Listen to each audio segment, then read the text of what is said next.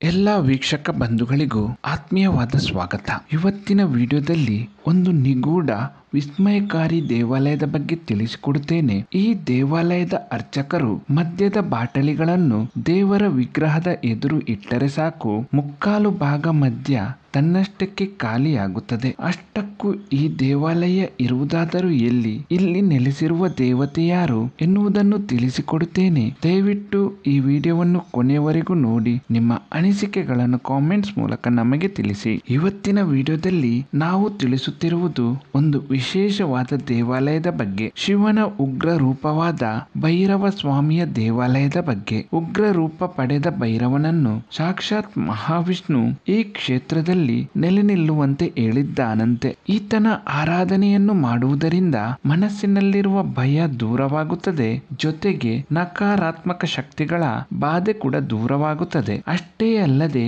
ಈತನ ಸ್ಮರಣೆಯನ್ನು ಮಾಡಿದರೆ ಸಾಕ್ಷಾತ್ ಯಮರಾಜ ಕೂಡ ಹತ್ತಿರ ಬರುವುದಿಲ್ಲವಂತೆ. ಹಾಗಾದರೆ ಅಂತಹ ಶಕ್ತಿಶಾಲಿಯಾಗಿರುವ ಪವಿತ್ರವಾದ ಕಾಲ ಭೈರವನ ಕ್ಷೇತ್ರ ಎಲ್ಲಿದೆ ಎಂದು ಈ ವಿಡಿಯೋದಲ್ಲಿ ತಿಳಿಯೋಣ. ಈ ಕ್ಷೇತ್ರದ ವಿಶೇಷ ಏನೆಂದರೆ ಈ ಕ್ಷೇತ್ರದಲ್ಲಿ ಮದ್ಯವೇ ನೈವೇದ್ಯ. ಈ ಕ್ಷೇತ್ರಕ್ಕೆ ಮದ್ಯದ ಬಾಟಲಿಗಳನ್ನೇ ಹರಕೆಯಾಗಿ ಅರ್ಪಿಸಬೇಕು. ಭಕ್ತರು ನೀಡಿದ ಮದ್ಯವನ್ನು ಒಂದು ತಟ್ಟೆಯಲ್ಲಿ ಹಾಕಿ ಇಲ್ಲಿನ ಅರ್ಚಕರು ದೇವರ ವಿಗ್ರಹದ ಮುಂದೆ ಇಡಿದರೆ ಸಾಕು, ತಟ್ಟೆಯಲ್ಲಿರುವ ಮದ್ಯ ಭಕ್ತರ ಕಣ್ಣ ಮುಂದೆಯೇ ಮುಕ್ಕಾಲು ಭಾಗದಷ್ಟು ಹೀರಲ್ಪಡುತ್ತದೆ. ಉಳಿದ ಸ್ವಲ್ಪ ಮದ್ಯವನ್ನು ಭಕ್ತರಿಗೆ ಪ್ರಸಾದದ ರೂಪದಲ್ಲಿ ಹಿಂದಿರುಗಿಸಲಾಗುತ್ತದೆ. ಅದೆಷ್ಟೋ ಮಂದಿ ಈ ವಿಗ್ರಹದ ಹಿಂದಿರುವ ರಹಸ್ಯ ಹಾಗೂ ಮದ್ಯ ಎಲ್ಲಿಗೆ ಹೋಗುತ್ತದೆ ಎನ್ನುವ ರಹಸ್ಯವನ್ನು ಭೇದಿಸಲು ಹೊರಟರೂ ಸಹ ಆ ರಹಸ್ಯ ಇಂದಿಗೂ ಬಗೆಹರಿಸಲು ಸಾಧ್ಯವಾಗಲೇ ಇಲ್ಲ. ಸುಮಾರು 5,000 ವರ್ಷಗಳಿಗಿಂತಲೂ ಹಳೆಯದಾದ ಈ ವಿಸ್ಮಯಕಾರಿ ಕ್ಷೇತ್ರ ಇರುವುದಾದರೂ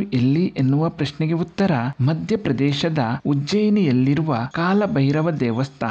ಶಿವನ ಉಗ್ರರೂಪವಾದ ಕಾಲಭೈರವನ ವಿಸ್ಮಯಕಾರಿ ಈ ಮಾಹಿತಿ ಇಷ್ಟವಾದಲ್ಲಿ ದಯವಿಟ್ಟು ಈ ವಿಡಿಯೋವನ್ನು ಲೈಕ್ ಮಾಡಿ. ಇನ್ನಷ್ಟು ವಿಸ್ಮಯಕಾರಿ ದೇವಾಲಯಗಳ ಮಾಹಿತಿಗಳನ್ನು ಮುಂದಿನ ವಿಡಿಯೋಗಳಲ್ಲಿ ತಿಳಿಸಿಕೊಡುತ್ತೇನೆ. ಎಲ್ಲಾ ವೀಕ್ಷಕರಿಗೂ ಧನ್ಯವಾದಗಳು.